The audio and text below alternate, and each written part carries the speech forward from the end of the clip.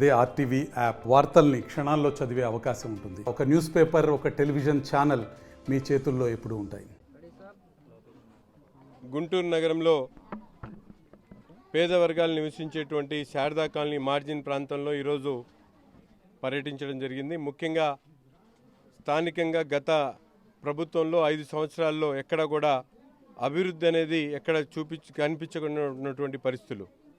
Telugu Desam party హయాంలో ఆనాడు వీళ్ళకందరికి కూడా సూపర్ స్ట్రక్చరల్ ట్యాక్స్ వేసి మంచినీళ్ళు కుళాయి కనెక్షన్స్తో పాటు అవసరమైనటువంటి చిన్న మరమ్మతులు, రోడ్లు కూడా వేయడం జరిగింది.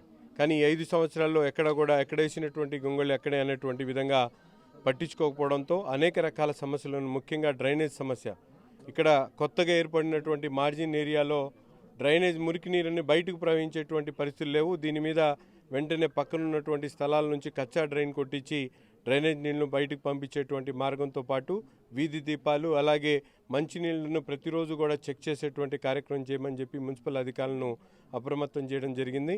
వీటినన్నింటిని కూడా రాబోయే రోజుల్లో పెన్షన్స్ కానివ్వండి, అలాగే సంక్షేమ కార్యక్రమాల్లో ఎవరికైతే ఇప్పటిదాకా లబ్ధి చేయకుండా ఉన్నారో వాళ్ళందరికీ కూడా రెవెన్యూ అధికారులు, అలాగే వెల్ఫేర్ సెక్రటరీస్ అందరితో మాట్లాడి ఈ ప్రాంతంలో ఉన్నటువంటి అనేక సమస్యల మీద రాబోయేటువంటి 2-3 నెలల్లో పూర్తిగా రోడ్లు వేసేటువంటి కార్యక్రమంతో పాటు కచ్చా డ్రైన్లు, అలాగే ముఖ్యమైనటువంటి ప్రదేశాల్లో వీధి దీపాలు, అన్ని వసతులు కూడా ఈ శారదా కాలనీ మార్జిన్కి ఇచ్చేటువంటి కార్యక్రమాన్ని తీసుకుంటాం. ఎన్డీఏ కూటమి ప్రభుత్వం వచ్చిన తర్వాత పేదల కోసం మౌలిక వసతులు కల్పించేటువంటి క్రమంలో గుంటూరు నగరపాలక సంస్థ ముందుకు సాగుతున్నటువంటి పరిస్థితులు చూస్తూ ఉన్నాం. మరిన్ని వీడియోస్ కోసం ఛానల్ ని సబ్స్క్రైబ్ చేయండి. లేటెస్ట్ అప్డేట్స్ కోసం వాట్సాప్ ఛానల్ ని ఫాలో చేయండి.